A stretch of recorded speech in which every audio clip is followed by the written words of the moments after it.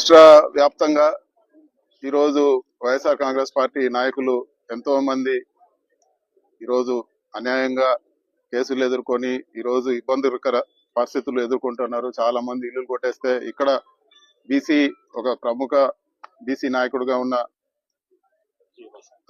విజయ్ భాస్కర్ అన్న గారిని దారుణంగా ఈరోజు ఆయన పైన అటాక్ చేయడం జరిగింది. దానిపైన పోలీస్ డిపార్ట్మెంట్ సరైన చర్యలు తీసుకోలేదు. తూతు మంత్రంగా ఈరోజు చర్యలు తీసుకునింది. ఖచ్చితంగా సీరియస్ యాక్షన్ తీసుకోవాలని చెప్పి కూడా మేము డిమాండ్ చేస్తున్నాము. ఒకటైతే వాస్తవము, ఈరోజు భాస్కర్ అన్న పైన దాడి కానీ అదే విధంగా జరిగే అరాచకాలు కానీ ఇవన్నిటి కూడా ఒకవేళ ఇప్పుడు న్యాయం జరగకపోతే వచ్చే 2 ఏళ్లలో మా ప్రభుత్వం వస్తుంది. ఖచ్చితంగా న్యాయపరంగా వీళ్ళందరిపైన ఖచ్చితంగా యాక్షన్ తీసుకుంటామని చెప్పి కూడా తెలియజేస్తున్నాను. పీడీ యాక్ట్ పెట్టైనా కానీ, పీడీ యాక్ట్ వర్తిస్తే పీడీ యాక్ట్ పెట్టైనా కానీ వాళ్ళందరిపైన కఠిన చర్యలు తీసుకుంటామని చెప్పి కూడా నేను తెలియజేస్తాను. గౌరవనీయులు party YSR Congress party general secretary, అదే విధంగా రాయలసీమ జోన్ అంతా కూడా ఇన్ఛార్జ్ గా ఉన్నటువంటి శ్రీకాంత్ రెడ్డి గారు ఈరోజు రాయచోట్లో పార్టీ లీడర్లు అదే విధంగా క్యాడర్ అందరితో కూడా కలవడం జరుగుతూ ఉంది. శ్రీకాంత్ రెడ్డి గారి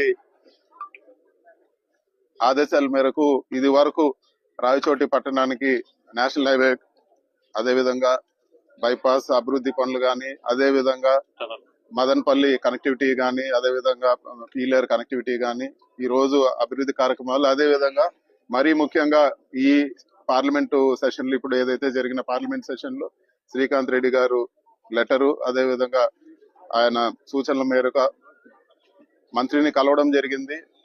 రైల్వే మినిస్టర్ ఒకటే చెప్తా ఉన్నారు, కడప బెంగళూరు లైన్ మేము చేసేదానికి సిద్ధంగా ఉన్నాము. కానీ ఇక్కడ ఉండే రాష్ట్ర ప్రభుత్వము, ఇప్పుడు ఉండే చంద్రబాబు నాయుడు గారి ప్రభుత్వము మ్యాచింగ్ గ్రాంట్ ఇవ్వాలి.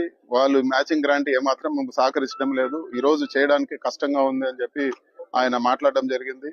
సో మేము ఒకటే అభ్యర్థిస్తున్నాము తెలుగుదేశం ప్రభుత్వాన్ని, మీరు ఏదైతే కడప బెంగళూరు లైన్ పూర్తి చేసి దానికి సహకరిస్తా అన్నారో దానికి ఫండ్స్ రిలీజ్ చేయాలని చెప్పి కూడా మేము ఈ ప్రాంత ప్రజల తరఫున, మా సీనియర్ నాయకులు శ్రీకాంత్ రెడ్డి గారి తరఫున మేమందరూ కూడా అభ్యర్థిస్తున్నాము. ఖచ్చితంగా మీరు చెప్పిన మాట నిలబెట్టుకోవాలని చెప్పి కూడా మేము కోరుతున్నాం. ఎందుకంటే ఇప్పుడు పెండింగ్ పడిపోతే రాబో రోజుల్లో ఇంకా కూడా వ్యయం పెరిగిపోయి ఇంకా కూడా చేయడానికి కష్టతరం అవుతుందని చెప్పి కూడా